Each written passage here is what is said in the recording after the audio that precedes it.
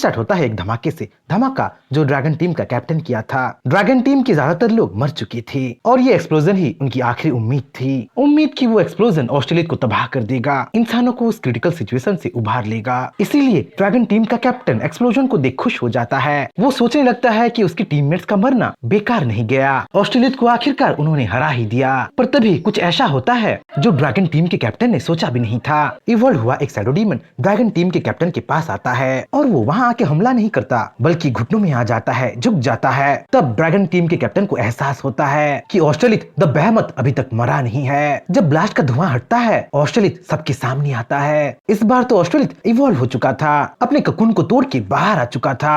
अब उसका new form एक मौत की तरह था, एक सिल्क मौत की तरह था। जैसे ही ऑस्ट्रेलिया अपने न्यू फॉर्म में अपने पंख फैलाता है चारों तरफ आंधी तूफान आ जाता है, एक डेंजरस ऑरा रिलीज होने लगता है। ऐसे नजारों को देख ड्रैगन टीम का कैप्टन अब सारी उम्मीदें खो चुका था और बैठे बिठाए मौत का इंतजार कर रहा था। और मौत उसे मिलता भी है क्योंकि ऑस्ट्रेलिया उसे पूरा ही निगल लेता है। उसी शहर के बाहर आर्मर फोर्स रुके हुए थे और वो लोग ब्लॉक्ड हुए रास्ते पे ब्लास्ट करते जा रहे थे। तभी अचानक ब्लॉक्ड हुआ रास्ता क्लियर हो जाता है, आर्मर्ड फोर्स के लिए एक रास्ता बन जाता है। लग रहा था मानो कि हुआशा शहर उनको आगे से बुला रहा हो, उनको वेलकम कर रहा हो। आर्मर्ड फोर्स को कुछ अजीब तो लगता है पर फिर भी वो अपना चांस लेते हैं और हुआशा शहर के अंदर घुस जाते हैं। सीन शिफ्ट होता है सुपरमार्केट पे जहाँ हुआशिया शहर के सिटीजन्स शैडो डीमन से छिप रहे थे, चूहे बिल्ली का खेल खेल रहे थे। उन्हीं सिटीजन्स में साओ आई और साओ जी भी थी। सुपरमार्केट में छुपे हुए उनको 2 दिन हो चुका था, खाना पीना खत्म हो चुका था। यूं तो वो लोग सारे खिड़की दरवाजे बंद कर दिए थे पर फिर भी उनके स्मेल का पीछा करते करते शैडो डीमंस वहाँ आ धमके थे। सुपरमार्केट को चारों ओर से घेरने लगे थे।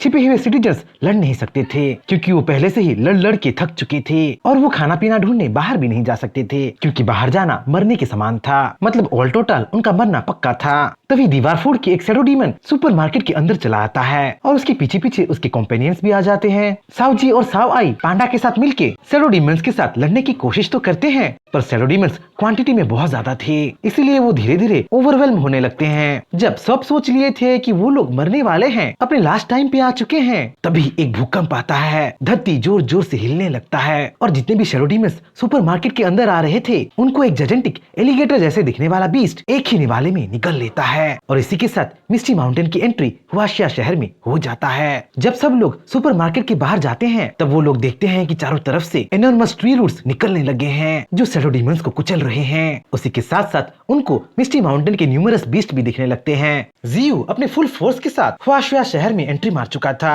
पर जियू के जायंटिक बीस्ट को देख के हुआशिया शहर के सिटीजन्स घबराने लगते हैं। वो सोचने लगते हैं कि डीमनिक ट्री वहाँ आ चुका है, मतलब उन सबको वो निगलने वाला है। तब जियू उन सबको एक सवाल पूछता है, सवाल की उनमें से साओ आई कौन है। जब जियू को पता चल जाता है कि साओ आई सुरक्षित है तब सारे सिटीजन्स को वो एक प्रॉमिस करता है, प्रॉमिस कि वो उन सबको बचाएगा। पैंडा ने जो अधूरा छोड़ा था उसको वो कंप्लीट करेगा, पैंडा के वचन को पूरा करेगा।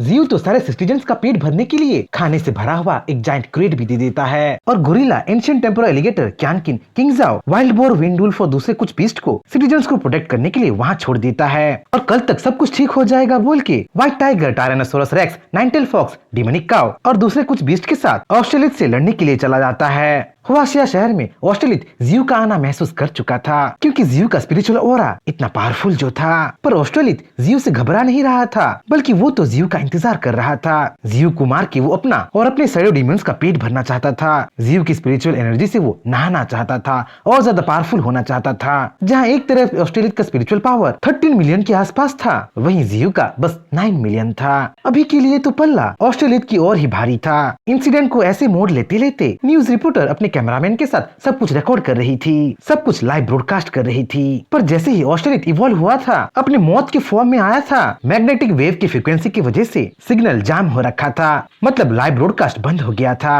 पर जैसे ही जियू शहर के अंदर एंट्री मारता है नेटवर्क फिर से चलने लगता है। जियू और ऑस्ट्रेलिया के आमने सामने का किस्सा मास मीडिया में फैलने लगता है। मल्टीमीडिया नेटवर्क्स में तो बोली भी लगने लगता है, बोली कि जियू द डीमनिक ट्री इंसानों की तरफ है क्योंकि अगर डीमनिक ट्री हार गया तो इंसानों का इनहाइलेशन पक्का है। न्यूज देख के लोग बौखलाने लगते हैं, जहाँ कुछ लोग बोलने लगते हैं कि डिमोनिक ट्री मिस्टी माउंटेन से इतनी जल्दी इतनी दूर कैसे आ गया, क्या वो अपने एरिया को बढ़ा रहा है, क्या हम सब लोग सच में मरने वाले हैं। वहीं कुछ लोग जादू टोना करने लगते हैं, तंत्र मंत्र करके ऑस्ट्रेलिया तो डिमोनिक ट्री दोनों को मारने की कोशिश करने लगते हैं। कुछ लोग तो सब कुछ भगवान की मर्जी है बोल के सब कुछ ऊपर वाले पे ही छोड़ देते हैं। वहीं फेडरेशन का हेड दुविधा में पड़ चुका होता है, क्योंकि उसके लिए तो एक तरफ कुआं और एक तरफ खाई होता है। दोनों के दोनों बीस्ट बहुत पावरफुल थे और उन दोनों के लिए न्यूक्लियर बॉम्ब भी बेकार थे। जैसे ही ऑस्ट्रेलिया और जियो आमने सामने आते हैं, देखने वालों को लगता है कि मानो दो मोनार्क आमने सामने हो। उसी बीच नाइनटेल फॉक्स जियो को एक बात बताता है। नाइनटेल फॉक्स के हिसाब से वहाँ कुछ गड़बड़ था, क्योंकि नाइनटेल फॉक्स ऑस्ट्रेलिया की स्पिरिचुअल पावर को महसूस तो कर पा रहा था, पर ऑस्ट्रेलिया की लाइफ ऑफ एसेंस बिल्कुल जियो की तरह ही था, जिसपे जियो भी एग्री करता है। जियो और दूसरे बीस्ट ऑस्ट्रेलिया के ऑरा को भी महसूस कर पा रहे थे, जो कि बहुत पावरफुल था, केओटिक था और तो और अनसेटलिंग था। तभी ऑस्ट्रेलिया जियो से बातें करने लगता है। वो जियो को वेलकम करता है। वो बताता है कि उसे पहले से ही पता था कि जियो द विलो ट्री वहाँ आ रहा है, और ये सब उसे पैंडा से पता चला है, जो कि अब भी उसके पेट में जिंदा है। तब जियो को समझ में आ जाता है कि ऑस्ट्रेलिया का लाइफ ऑफ एसेंस उसके जैसा कैसे है। वो लाइफ ऑफ एसेंस तो जियो का ही है, जो ऑस्ट्रेलिया के पेट से आ रहा है, पैंडा से आ रहा है। ये सब सुन के इन्फॉर्मेशन पा के जियो ऑस्ट्रेलिया को थैंक यू बोलता है, क्योंकि अब उसे पता चल गया है कि पैंडा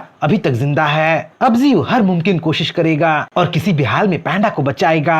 दोनों ओर से ही लड़ाई का डंका बज जाता है। ऑस्ट्रेलिया के शैडो डीमंस और जियो के बीच वॉर छिड़ जाता है, जहां arctic snow bear thunder might skill use करते हुए अपने थंडर बोल्ट से शैडो डीमंस को भूनने लगता है। वहीं बुल डीमन अपने बैटल एक्स से शैडो डीमंस के टुकड़े करने लगता है। बैटल में तो टायरानोसोरस रेक्स भी था, जो अपने गर्जन से अपने सुपरसोनिक वेव से शैडो डीमंस के चिथड़े उड़ा रहा था। इन सब के बीच नाइनटेल फॉक्स कैसे पीछे रह सकती थी। वो अपने बर्निंग फ्लेम थ्रोअर से एनिमी क्राउड को भून के रख रही थी। वैसे बैटल तो बस अभी शुरू ही हुआ था, दोनों मोनार्क्स का लड़ना अब भी बाकी था।